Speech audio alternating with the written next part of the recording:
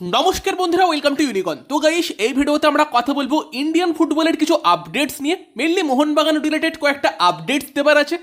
আনোয়ার আলীকে নিয়ে একটা বড় খবর বেরিয়ে আসছে, যেটা রেফ স্পোর্টস থেকে বলা হচ্ছে। সেই আপডেটগুলোই তোমাদেরকে দেবো। ইন্টারেস্টিং ভিডিও হবে, লাস্ট অব্দি দেখতে থাকো। আমাদের চ্যানেলে প্রথমবার এলে আমাদের চ্যানেলটিকে সাবস্ক্রাইব করে তার পাশের বেল আইকনটাকে অন করে দিও। তো প্রথমত মোহনবাগান দলের এক ফুটবলারকে বেশ কিছুদিন ধরে দলের সঙ্গে দেখা যাচ্ছিল না। তো অনেকেই ভাবছিল তার কি খবর, সে কোথায় গেল।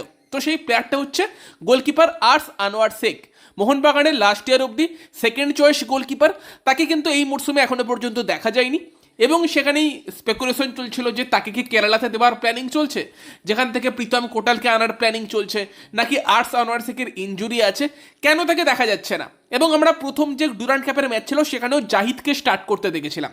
তো সেই জায়গাতে দাঁড়িয়েই ফাইনালি রহস্যের উদ্ঘাটন হয়েছে। আর্স আনোয়ার শেখ কিন্তু মোহনবাগান দলের সঙ্গে আর যুক্ত নেই। তাকে কিন্তু এফসি গোয়া দলের প্র্যাকটিসে দেখা গিয়েছে। তো এফসি গোয়া দলের প্র্যাকটিসে কিন্তু যোগ দিয়েছেন আর্স আনোয়ার শেখ, এবং খুব তাড়াতাড়ি তিনি কিন্তু এফসি গোয়ার সঙ্গে কন্ট্রাক্ট সাইন করতে চলেছেন। তো সেখানে কিন্তু মোহনবাগান থেকে এফসি গোয়া দলে কিন্তু মুভ কমপ্লিট করছে আর্স আনোয়ার শেখ। তো সেখানে কিন্তু মোহনবাগান দলের বর্তমান সময়ে দাঁড়িয়ে Dhiraj Singh second choice goalkeeper, এবং থার্ড চয়েস মেবি জাহিদ বুখারি হতে চলেছে। যদি তার ইঞ্জুরিটা সিরিয়াস হয় সেক্ষেত্রে রাজা বর্মন বা নন্দন রয়ের মতো কাউকে দেখা যাবে থার্ড চয়েস গোলকিপার হিসেবে। বাকি কিন্তু আর্স আনোয়ার শেখ গোয়াতে গিয়েছে, তবে সেখানে গিয়েও সে কতটা সুযোগ পায় সেই দিকেও নজর থাকবে। কারণ গোয়ার হয়তো ফার্স্ট চয়েস গোলকিপার আর্শদীপ সিংই হতে চলেছে। সেকেন্ড চয়েসের জন্য কিন্তু লারা শর্মাও আছে, আর্স আনোয়ার শেখও আছে। সেখানে দেখা যাক সে কতটা সুযোগ সেখানে পায়। বাকি আর্স আনোয়ার শেখের পাশাপাশি কিন্তু নিম দর্জি, তাকেও কিন্তু এফসি গোয়ার প্র্যাকটিসে দেখা গিয়েছে।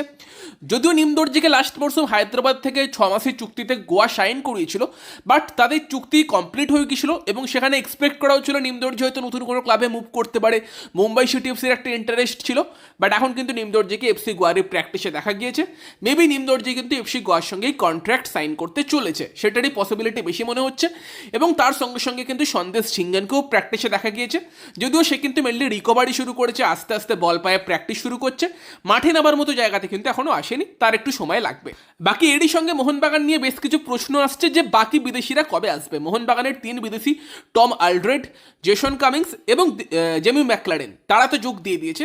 বাকি 3 বিদেশি কিন্তু এখনো আসেনি। তাদের কবে আসা হবে, তাদেরকে কবে ফ্যানেরা দেখতে পাবে, সেই নিয়ে প্রশ্ন আসছে। তো এর মধ্যে দিমিত্রি পেত্রাতোস, তাকে আশা করা যাচ্ছে যে 3 আগস্ট বা 4 আগস্টের মধ্যে হয়তো আমরা চলে আসতে দেখব।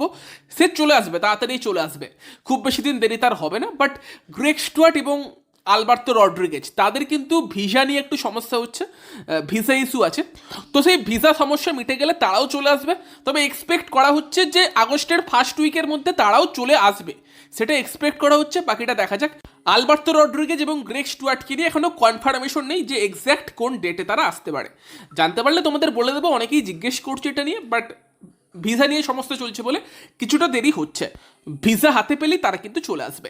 এরপর যদি আমরা কথা বলি আনোয়ার আলীকে নিয়ে, তো আনোয়ার আলীর কেসটা কিন্তু 2 আগস্ট মানে শুক্রবার দিন পিএসসি সেইটার জন্য মিটিংয়ে বসছে, সিদ্ধান্ত কিছু আসতে পারে, যেটা কালকেই জানালাম।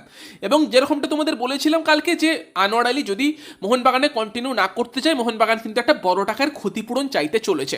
তো সেখানে কত টাকার ক্ষতিপূরণ চাইছে মোহনবাগান, সেটা আজকে রেফ স্পোর্টসের বড়িয়া মজুমদার রিপোর্ট করেছে। তো যেটা মানে যে অ্যামাউন্টটা মোহনবাগান চাইছে, হিউজ একটা অ্যামাউন্ট। তো প্রথমত মোহনবাগান আনোয়ার আলীকে নিজেদের প্লেয়ার মনে করে, কন্ট্রাক্ট আছে, এবং মোহনবাগান চায় আনোয়ার আলী মোহনবাগানের হয়েই খেলুক। এবং মোহনবাগান এটাও মানে যে আনোয়ার আলীকে ভুল বোঝানো হয়েছে, যেই কারণে ব্যাপারটা এই দিকে গিয়েছে। তো সেখানে আনোয়ার যদি মোহনবাগানে থাকে, মোহনবাগান তাকে কোনো শাস্তি দেবে বা বসিয়ে রাখবে সেই টাইপেরও কোনো ব্যাপার না। মোহনবাগান তাকে নিজেদেরই প্লেয়ার ভাবে। তবে যদি লাস্ট অব্দি আনোয়ার মোহনবাগানে কন্টিনিউ না করতে চায়, সেখানে যেটা মোহনবাগান ডিম্যান্ড করেছে সেটা হচ্ছে একটা বড় অঙ্কের ক্ষতিপূরণ। আর সেই ক্ষতিপূরণের অঙ্কটা ভাই শুনলে চমকে যাবে। 15 কোটি টাকা মোহনবাগান দাবি করছে, 15 কোটিরও বেশি অ্যাকচুয়ালি। যেখানে মোহনবাগানের ডিম্যান্ড হচ্ছে যে আনোয়ারের কন্ট্রাক্টের যে টাকাটা পড়ে আছে সেই টাকাটা, তার সঙ্গে রেপুটেশনাল লস, ক্রেডিবিলিটি লস এবং পাবলিক হিউমিলিয়েশন, এই আরোপগুলোও যুক্ত করছে করে কিন্তু টোটাল 15 কোটি টাকার একটা ক্ষতিপূরণ কিন্তু মোহনবাগান চাইছে। তো সেখানে ব্যাপারটা ইন্টারেস্টিং হবে এবার দেখা, যে লাস্ট অব্দি আনোয়ার কি সিদ্ধান্ত নেয়। টাকার অ্যামাউন্টটা তো অনেক বড়। তো সেই জায়গাতে দাঁড়িয়ে এবার দেখো, এটা আবার মোহনবাগানের ডিম্যান্ড। লাস্ট অব্দি পিএসসির সিদ্ধান্ত কী হয় সেটাও একটা দেখার বিষয় থাকবে। মোহনবাগান এটা ডিম্যান্ড করছে মানেই যে মোহনবাগান এটা পাবে তারও কোনো মানে নেই। বাট মোহনবাগানের ডিমান্ডটা কিন্তু বিশাল বড়।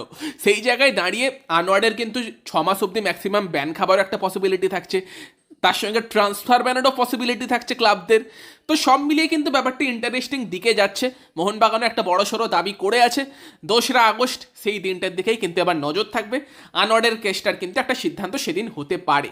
তো দেখা যাক ব্যাপারটা কোন দিকে গড়ায়। বাট মোহনবাগান যেটা ডিম্যান্ড করছে একটা হিউজ 15 কোটি টাকা, দেখা যাক সেখানে মোহনবাগান সফল হয় কিনা। তো মোহনবাগানের অ্যাকচুয়াল লক্ষ্যটা ওটাই, যাতে আনোয়ার থেকে যায়। বাট লাস্ট অব্দি না থাকলে তারা এই পথে হাঁটছে, সেখানে দেখা যাক কী হয়। তো তোমাদের মতামত জানিও এই বিষয়ে কমেন্ট করে। ভিডিওটা ভালো লাগলে ভিডিওটাকে লাইক করে দিও, শেয়ার করে দিও। আমাদের চ্যানেলে প্রথমবার এলে আমাদের চ্যানেলটাকে সাবস্ক্রাইব করে তার পাশের বেল আইকনটাকে অন করে দিও। তো চলো গাইস, সেই ভিডিওতে এই পর্যন্তই। Bye bye.